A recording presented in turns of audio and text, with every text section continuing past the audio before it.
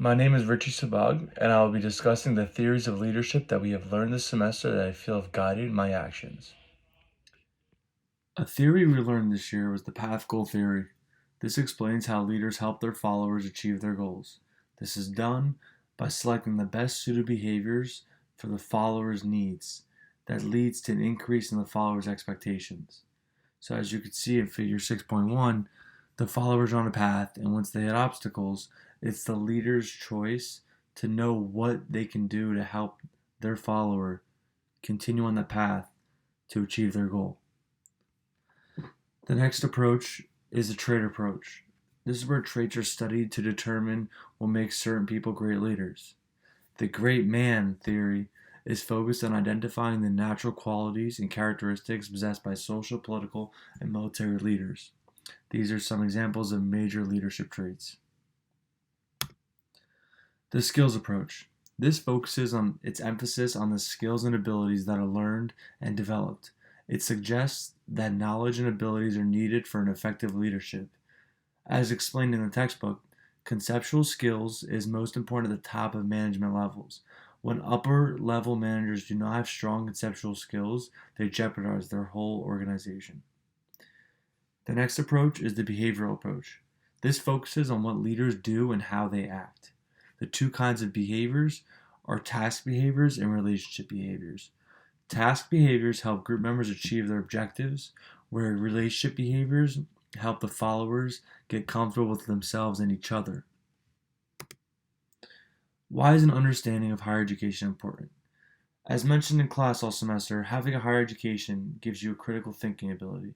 Higher education explores issues in business, the environment, and politics. As an issue with higher education, campus sexual assault is very important, as is one of its topics. 15% of women were sexually assaulted their first year of college, and that is a known statistic.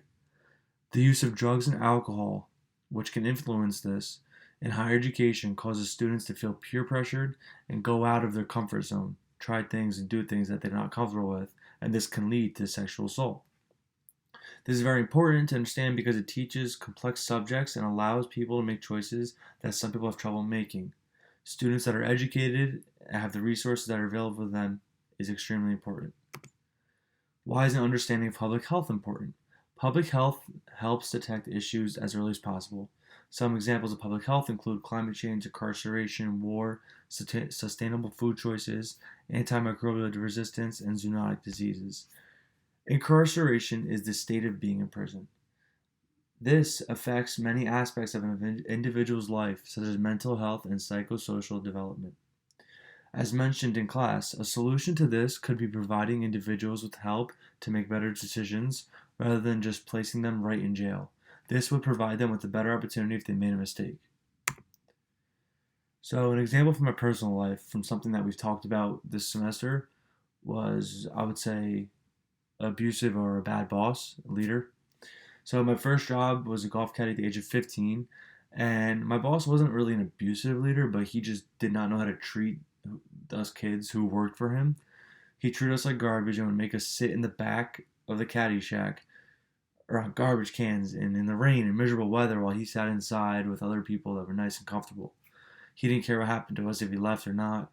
He would curse at some workers and even get mad at kids and slam stuff. But once a member walked by, he'd put a smile on his face. And then he did have his days where he did not portray any of these behaviors, but he was just horrible as a boss. He was not a great leader. The next year he was fired, and the next leader that came to us was the best boss I've ever worked for so far. So a personal mission statement that I continue to look at every day and just think in my head is to constantly strive and become the best version of myself mentally and physically. It is my mission to live my life with positivity and keep moving forward. And I live a lot of my days by this quote: if you want to succeed as bad as you want to breathe, then you will be successful. I will continue to carry these leadership theories with me in life as I take the next step and attend medical school. Having certain leadership qualities will make you a successful person in whatever field you choose to go in, and people will love you as a leader. Thank you.